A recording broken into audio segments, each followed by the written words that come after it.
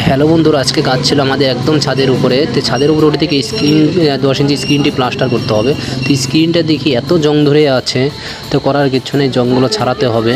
তারপর নিচের দিকে তাকাতেই এত ভয় লাগছে, কি করা যাবে, আর কাজ তো করতেই হবে, ভয় লাগলেই কি আর না লাগলেই। বুক ভর্তি সাহস নিয়ে কাজে লেগে গেলাম।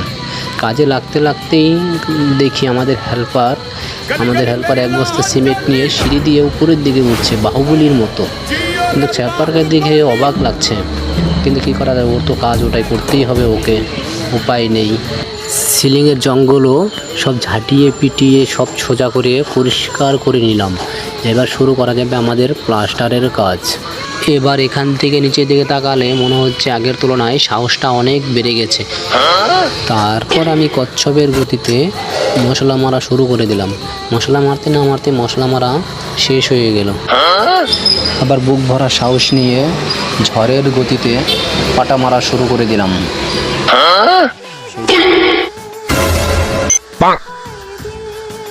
আর আমাদের হিরোটা এই পাশে কাজে লাগবে ভাবছে।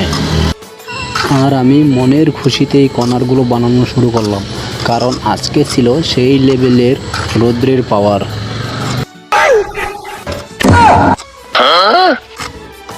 কর্নার বানাতে বানাতে হঠাৎ করে চলে গেল আমাদের সেই একদম ছোট্ট সিনিয়র হেল্পারের দিকে চোখ।